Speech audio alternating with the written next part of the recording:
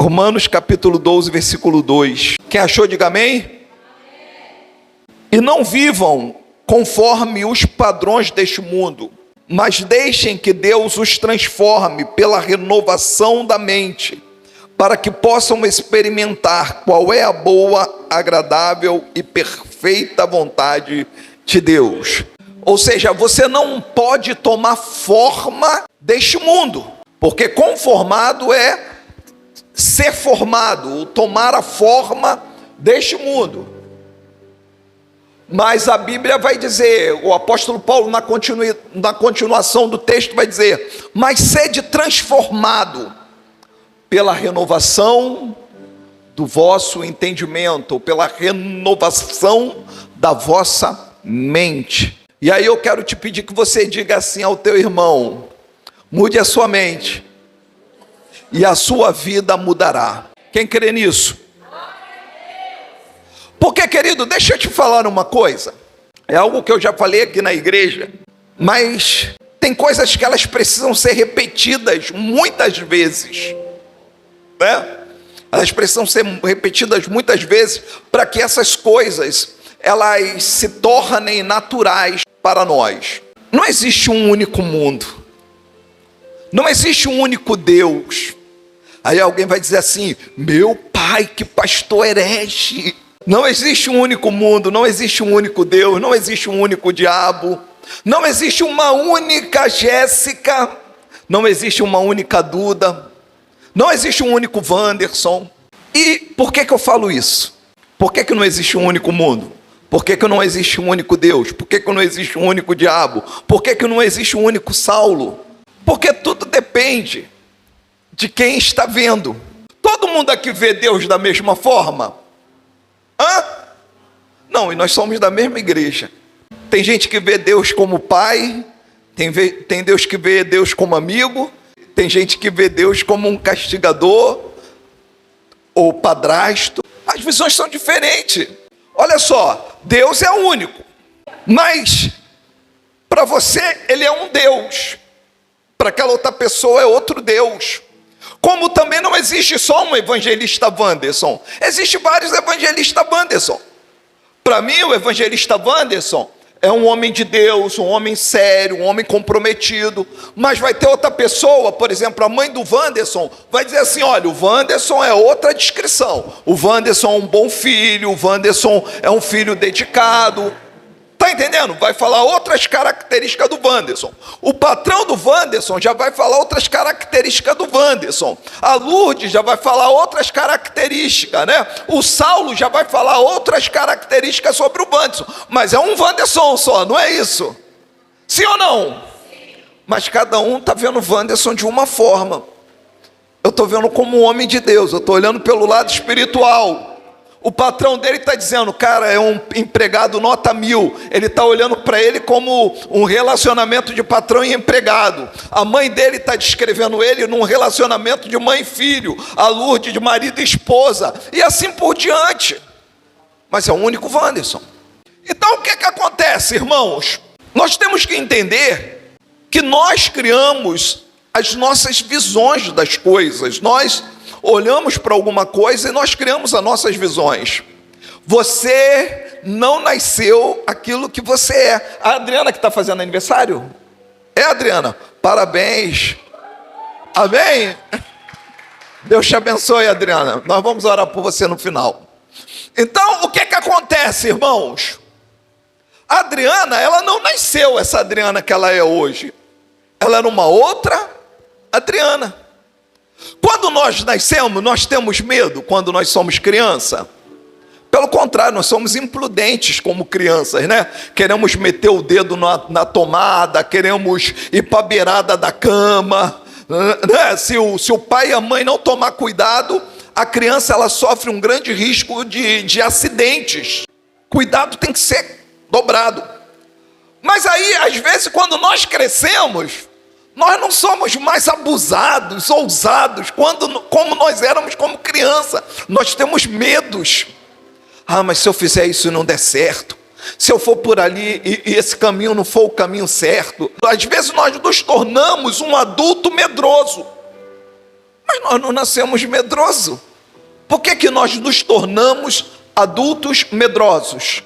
Algo aconteceu durante a nossa vida que foi formando aquilo que nós somos hoje. Aquilo que nós somos hoje foi sendo formado através de valores, de conceitos, de palavras que nós fomos recebendo durante a nossa vida. E aí, às vezes, nós vamos nos tornar aquilo que não era para nós sermos. Mas nós fomos moldados daquele jeito, nós fomos conformados daquele jeito. Por exemplo, querido, eu já contei isso aqui na igreja, né? Que como é que eu tinha a visão de ganhar dinheiro, né? Alguém acordando cedo, pegando um ônibus, indo para o trabalho, né? De preferência trabalho de carteira assinada, e voltando para sua casa. Era essa a visão que eu tinha de alguém ganhando dinheiro. Então tudo aquilo que fugia disso, para mim era errado, era estranho, não funcionava, era mentira. E depois eu fui ver que a minha visão que era errada. Mas por que eu tinha essa visão errada? Porque esse era o conceito que eu fui criado uma vida inteira. Era ter carteira assinada, se aposentar. Eu fui criado assim, uma vida inteira. Você passou uma vida inteira ouvindo isso. Passa por um processo muito longo para você conseguir mudar a sua mente. Mas quando eu mudei a minha mente, eu passei a ganhar dinheiro pela internet. E eu vi que existia a possibilidade de você ganhar dinheiro mesmo sem você sair de casa. Mas isso foi tendo que ser trabalhado na minha mente. Aí o apóstolo Paulo diz assim: olha, renove a vossa mente. Para quê? Para que você experimente a boa, perfeita, agradável vontade de... Eu disse de Deus. Por que isso é importante, querido? Porque Jesus trouxe uma nova aliança. Jesus trouxe uma nova aliança. A aliança velha foi cumprida na cruz, como nós vimos ali. Agora o que acontece? Jesus disse: olha, essa é a nova aliança feita no meu sangue. Gente, mas olha só o problema. Tu trazer uma nova aliança para quem viveu anos e anos debaixo de uma velha aliança. Então tudo para eles tinha que fazer sentido com a velha aliança. Por quê? Porque qualquer coisa que não fizesse sentido com a velha aliança, que era a lei, para eles estava errado. Lá no capítulo 9, se eu não me engano, alguém confirma aí para mim, no capítulo 9 de Mateus, versículos 16 e 17, Jesus vai falar sobre o odre novo, odre velho, e vai falar sobre remendo novo e remendo velho. Ninguém deita remendo de pano novo em roupa velha. Porque o que pode acontecer? O vestido, por ele estar muito usado, por ele estar puído, e o remendo novo, por ser um pano novo, ele vai fazer com as roturas, como está ali, ou os rasgos, eles se tornem ainda maiores. E aí no 17 Jesus vai dizer sobre o odre: e nem se deita vinho novo em odres velhos. Odre era feito de quê? Normalmente era feito de pele de animais, como ovelhas, como bode, né? Ele fazia ali o odre. Quando o odre estava novo, a fermentação do vinho fazia o odre inchar, e o odre conseguia acompanhar.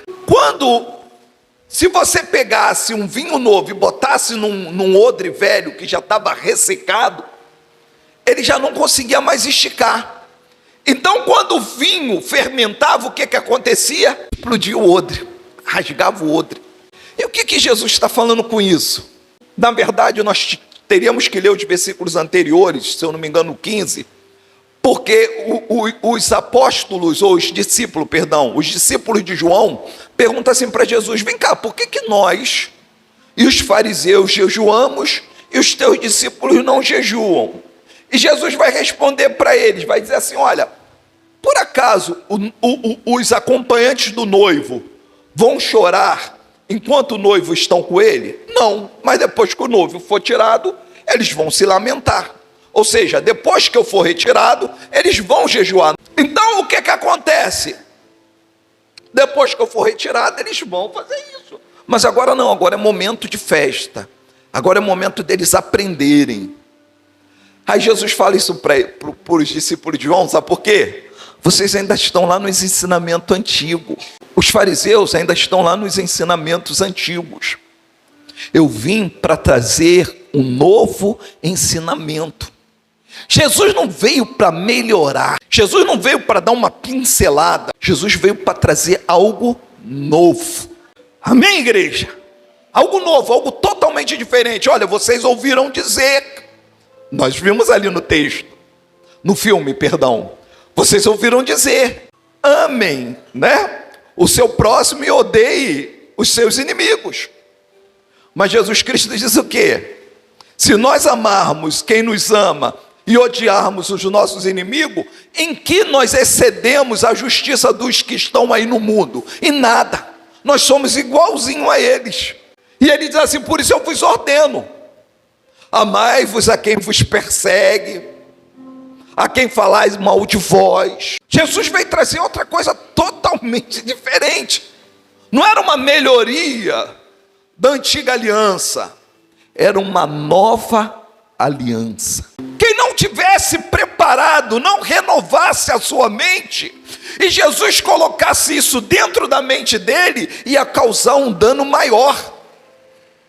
Os rasgos do remendo novo, do ensinamento novo, ou o dano do vinho no odre velho, ia ser pior do que eles continuarem com a mente velha. Eles precisavam o quê? Renovar a vossa mente. Nós precisamos todo dia renovar a nossa mente, para que nós possamos entender qual é a boa, perfeita e agradável vontade de Deus, para que nós possamos assumir aquilo que nós somos em Deus. Quando Jesus ressuscita, Jesus fica 40 dias reunido com seus discípulos. E a Bíblia vai dizer que ele fica 40 dias ensinando o quê? Sobre o reino de Deus. Tem gente que se ficar 1 hora ouvindo a mesma mensagem diz: já estou cansada. Agora você imagina alguém 40 dias ouvindo sobre o reino de Deus. E por que Jesus faz isso? 40 dias falando sobre o reino de Deus. Porque ele ia subir para o Pai, e quem teria que falar seriam aqueles que ficassem. Então eles precisavam entender qual era a mensagem de Cristo, para depois eles pregarem. E de por todo o mundo. Mas como é que eles iam falar de algo que eles não entendiam? Então Jesus fica ali 40 dias martelando na mente deles. Porque apesar deles terem ficado 3 anos andando com Jesus, vendo os milagres de Jesus, ouvindo o ensinamento de Jesus, mas parece que eles não entravam na cabeça. Por quê, irmãos? É uma coisa muito mais complicada entrar na cabeça de alguém que já é adulto do que uma criança. Amém ou não amém? Se você pega uma criança, é muito mais fácil você ensinar uma cultura, ensinar uma língua, ensinar uma crença, ensinar valores a uma criança do que a um adulto. Porque o adulto já tem a sua formação. E para ele entender algumas coisas é meio complicado. Para mudar algumas coisas, alguns valores, alguns conceitos, para ele é meio complicado, é bem complicado. Jesus precisava gerar neles uma mente de príncipe. Fala aí para o teu irmão, Jesus precisa gerar em nós uma mente de príncipe para que nós possamos governar o mundo. Jesus te chamou para governar. Bota para mim aí Gênesis capítulo 1, versículo 28. E Deus abençoou, e Deus os abençoou, e Deus lhes disse: frutificai e multiplicai-vos e enchei e sujeitai. O que é sujeitar alguma coisa? É você dominar, você governar, você ser senhor sobre aquela coisa. Amém ou não amém? E sujeitai-a é dominar sobre os peixes do mar, sobre as aves do céu, sobre todo animal que se move sobre a terra. Deus nos chamou para ser cabeça e não cauda. Mas eu só vou conseguir ter essa capacidade se eu conseguir mudar a minha visão, se eu conseguir renovar a minha mente, se eu conseguir acreditar naquilo que Deus me chamou. Porque se a minha mente não muda, as minhas ações, as minhas atitudes não mudam.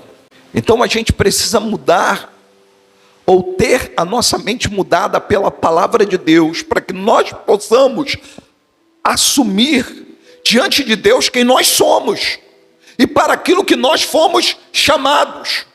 Porque sobre nossas costas está uma grande responsabilidade. Como é que nós vamos convencer outras pessoas de que Deus é bom, de que Deus nos chamou para reinar em vida, como está escrito na sua palavra, não reinar somente depois da morte? Amém, igreja? Eu quero reinar depois da morte, junto com Cristo. Então eu preciso acreditar, eu preciso assumir, eu preciso me colocar na posição que Deus me chamou para eu estar, dizer não às mentiras do diabo e acreditar quem eu sou em Deus. E nesse minuto eu queria te convidar a se levantar e fechar os teus olhos. Eu queria pedir que botasse um louvor.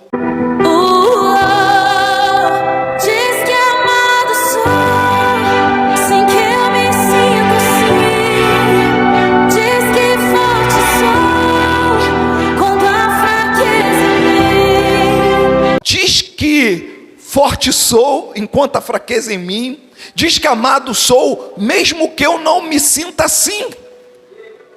Olha só como é a mente, igreja. Você é amado por Deus, mas você não se sente amado por Deus.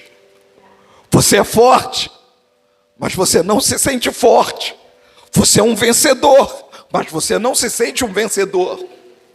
Isso é tua mente, isso são tuas crenças, isso são os valores que foram formados em ti, mas não é a verdade de Deus para a tua vida.